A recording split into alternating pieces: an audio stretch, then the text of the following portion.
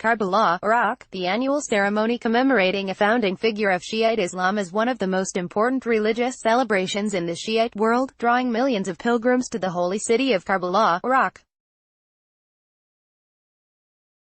This year, the Iranian ceremony was also a political skirmish, the latest test of Iran's power in Iraq and of Iraq's increasing desire for independence from its powerful neighbor.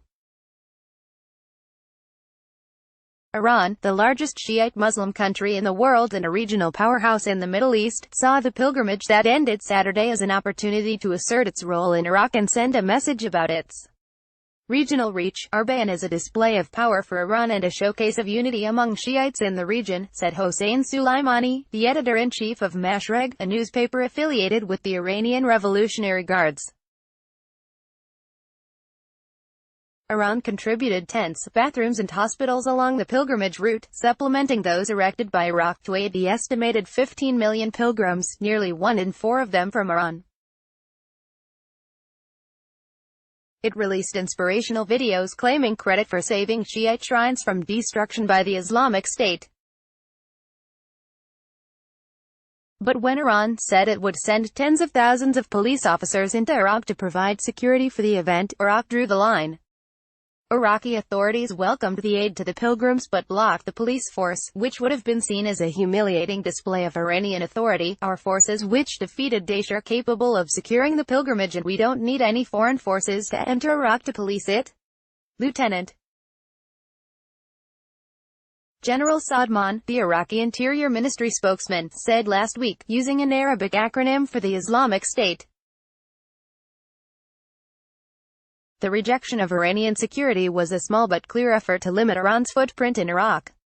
Since American-led military forces overthrew the Iraqi dictator Saddam Hussein in 2003, empowering Iraq's Shiite majority, a crucial question for Iraq and the region was the extent to which it would fall under the sway of Iran, the Shiite theocracy to the east.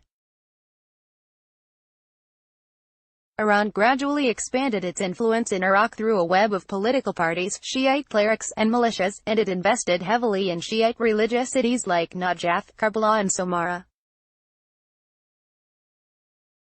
When the Islamic State seized a third of the country in 2014, Iran rushed to Iraq's aid, backing militias that, with the help of Kurdish and American forces, drove the jihadist group out. Iran sees Iraq as its literal gateway to regional influence, the first stop on a land bridge with its proxies in Syria and Lebanon.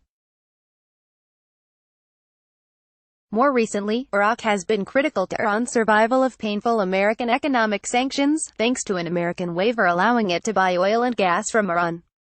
Iraq is also a major customer for Iranian goods that are not under sanction, including food and construction materials. But as Iran's influence increased and America's ebbed, Iraq has increasingly chafed at Iran's presence in its efforts to insert sympathetic politicians into Iraq's government. The biggest winner in Iraq's last election was the party backed by Muqtada al-Sadr, a nationalist cleric who opposes both American and Iranian involvement in Iraq, but the kingmaker was a bloc representing Iraqi militia groups with links to Iran. It was Major Gen.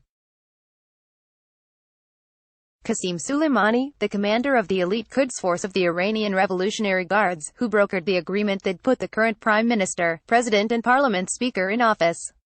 And 4 years after the battle against the Islamic State officially ended, the Iranian-backed militias remain. With more than 125,000 armed men, they are now technically part of the government security forces, but in reality they have become a force unto themselves. When protests erupted across Iraq this month against corruption and unemployment, Iranian officials were caught off guard. Some of the demonstrators blamed Iran and its outsized influence for Iraq's economic troubles. Protesters in Shiite strongholds typically loyal to Iran burned the Iranian flag and chanted for the Islamic Republic to stop meddling in the country's affairs. At a meeting in the Foreign Ministry in Tehran this month, several diplomats wondered if Iran had misread Iraq all these years, mistakenly seeing its alliance with politicians as tantamount to public support, according to one person who attended the meeting. Iranian officials saw the approaching Arbaeen festival as a way to burnish Iran's image. The holiday marks the 40th day after the death of Imam Hussein, the grandson of the Prophet Muhammad, who was killed in a battle for the leadership of Islam. His descendants became Shiite Muslims, while the forces that defeated him evolved into the Sunnis, establishing the two main sects of Islam today.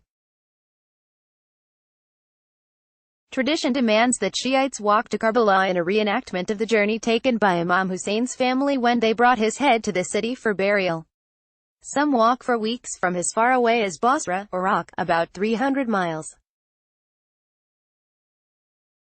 The festival has experienced a resurgence since the overthrow of Saddam Hussein, a Sunni Muslim who banned its celebration fearing it would rally the country's Shiites. For years after his ouster, Al-Qaeda and its successor, the Islamic State, attacked the Karbala walkers, killing thousands. Since then, the pilgrimage has grown from a few thousand brave souls to an estimated 15 million, making it one of the largest annual pilgrimages in the Muslim world.